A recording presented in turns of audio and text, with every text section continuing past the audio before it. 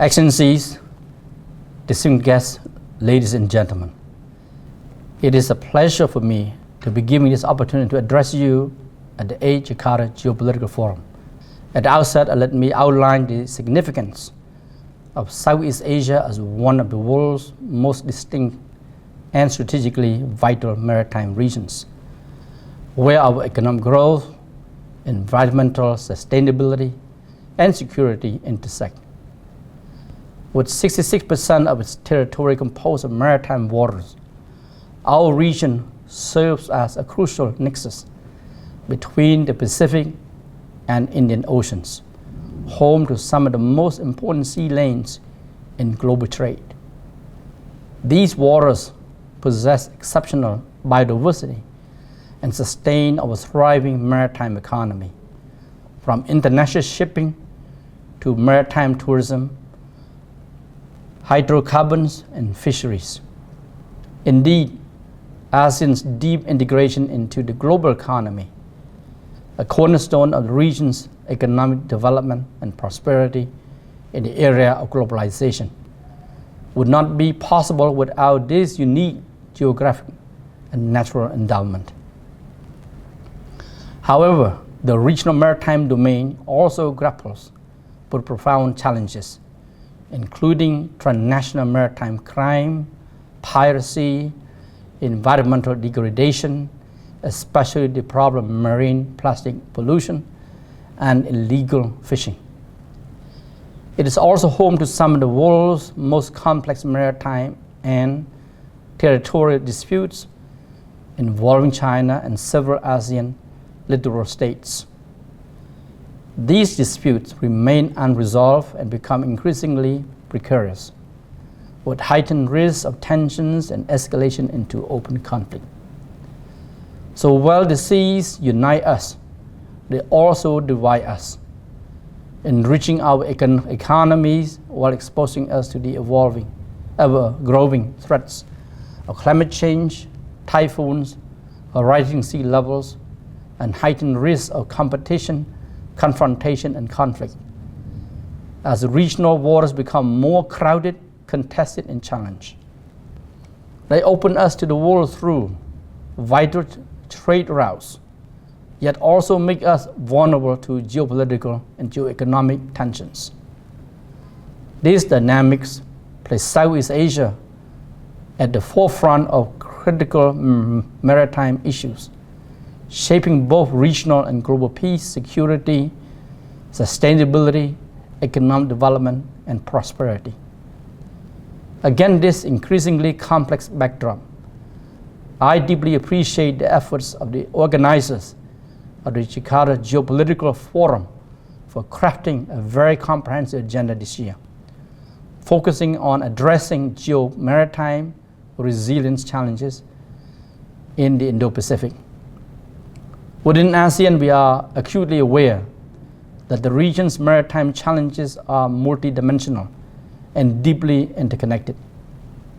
Yet, addressing these cross-cutting issues in a holistic and integrated manner has been a persistent challenge, largely due to the specialized and compartmentalized mandates of various agencies and institutions involved in maritime governance at both national and regional levels. Furthermore, the intricate interplay between non-traditional maritime challenges such as environmental degradation, transnational crime, and illegal fishing, and traditional security concerns tied to geopolitical and geoeconomic dynamics is in a constant state of flux. For example, as we have all witnessed, unresolved maritime and territorial disputes in the South China Sea are hindering effective regional cooperation on critical issues like illegal, unreported, and unregulated IUU fishing and marine scientific research.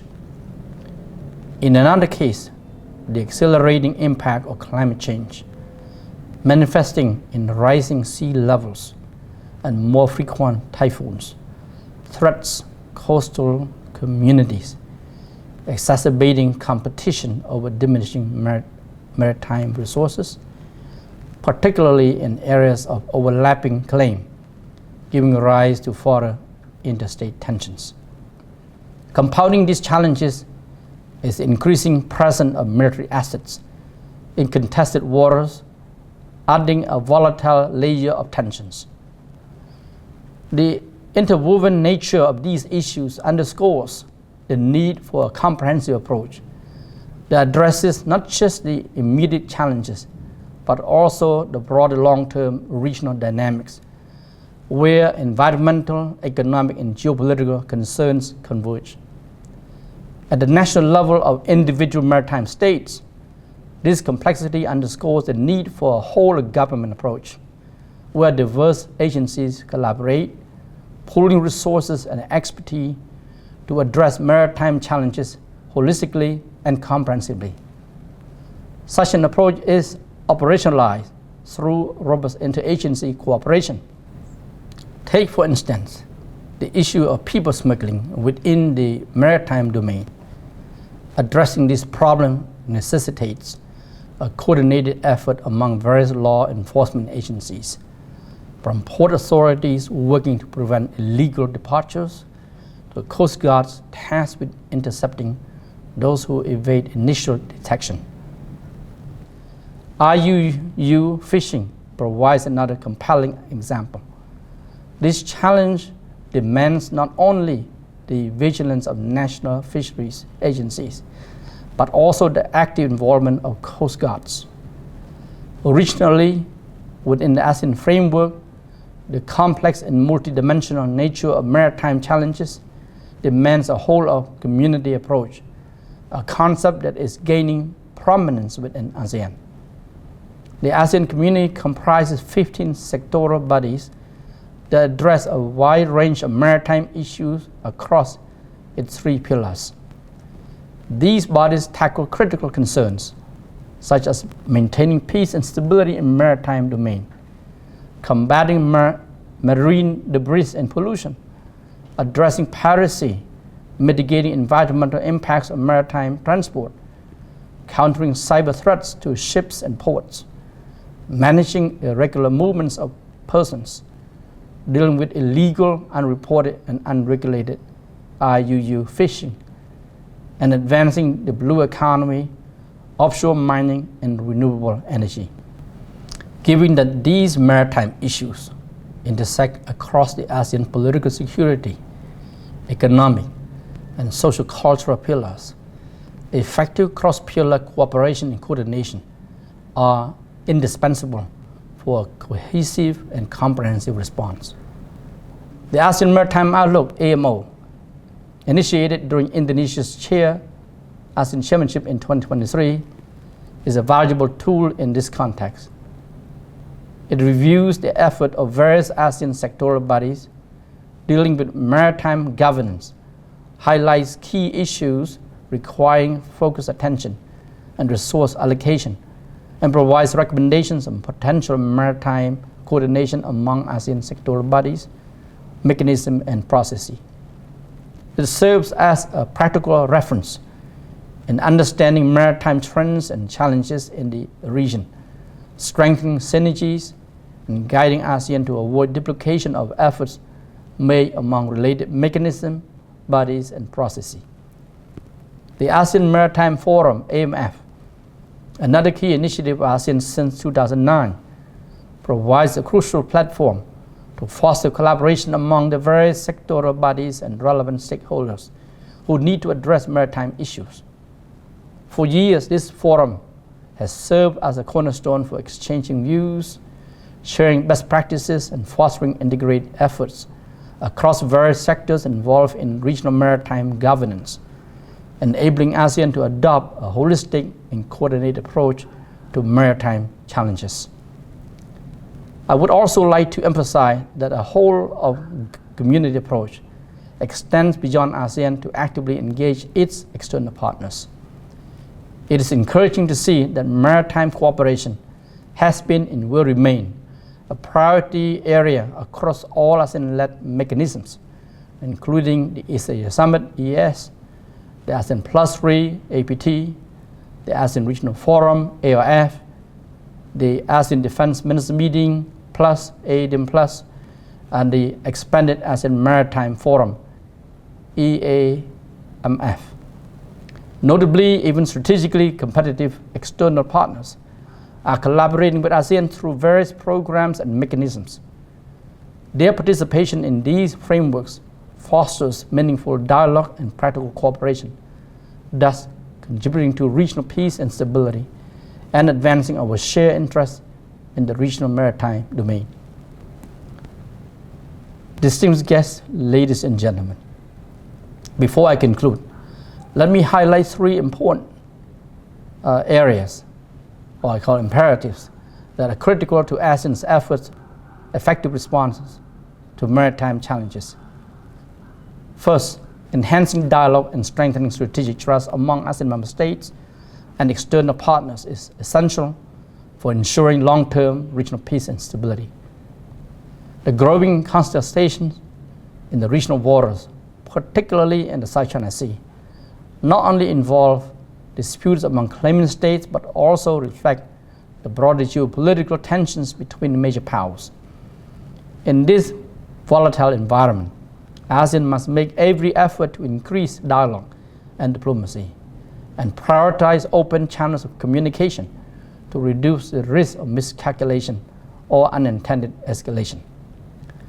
Regular dialogue, facilitated by ASEAN-led platforms, hence plays a crucial role in fostering mutual understanding, mutual respect, mutual trust, and practical cooperation. Second, ASEAN's continuous commitment to the peaceful resolution of disputes grounded in international law, including the 1982 United Nations Convention on the Law of the Sea, UNCLOS, remains a cornerstone of its strategy to maintain regional stability. This legal framework provides a crucial basis for managing competing claims and promoting a rule-based maritime order, contributing to the broader peace and security of the region.